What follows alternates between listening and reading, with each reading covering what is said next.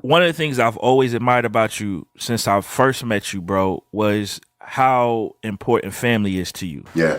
Like that was evident to me from the first day I met you. And you lost probably one of the most precious things, if not the most precious thing that someone could lose in terms of one of your children, bro.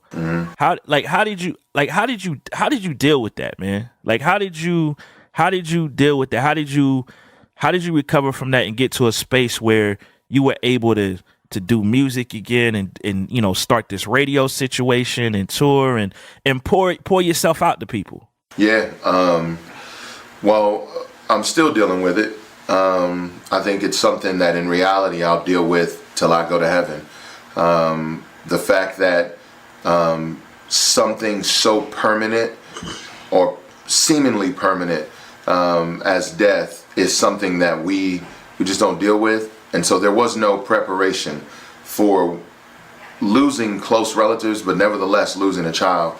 There's just no preparation. And so from that, it took a lot of love and care from our local community, our pastor, the family that we have there at our church, individuals that knew firsthand what it was like to struggle, even if they didn't know what I was dealing with directly.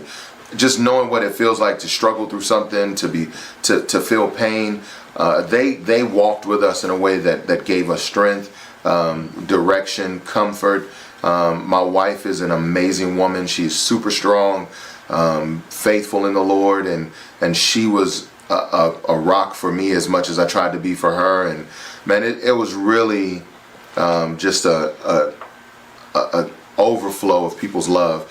And then we started walking into counseling. Now I don't know if people are aware of what counseling is really, and I don't even know if I can fully give it justice in defining it. But when you're able to sit with another individual who can, with a full knowledge, with a healthy knowledge of the scriptures, and also a tender and shepherding love for a person sitting across from them, or people sitting across from them, and they can, in some sort of way, speak into your life, lead you, give you insight, that does so much for your soul.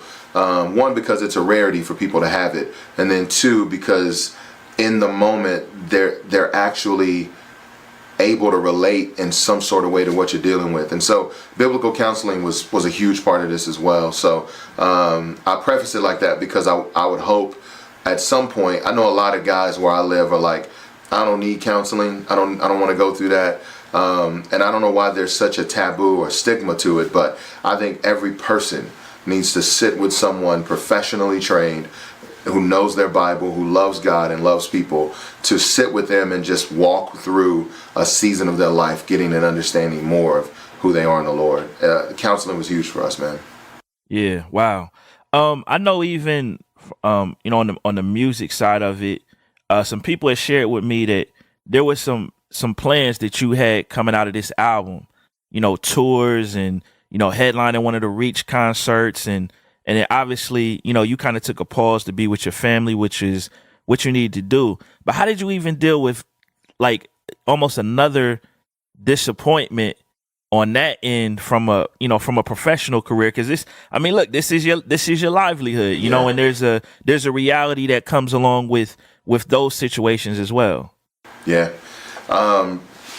Career wise, when everything went down, Reach showed up in a very supportive and loving way.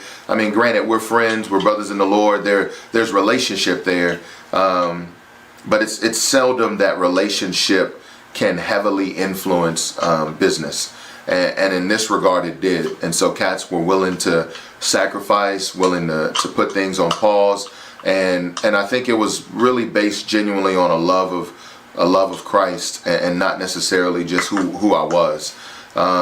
Then on top of that, man, there was, my boy Vernon at His Voice Global raised funds for us financially so we could survive for the next 6 months. And just so many different things, man. I mean, he was a brother who lost his father, and so he knew firsthand what it meant to have to step up and provide, but at the same time, be a person who needed to grieve and needed to mourn.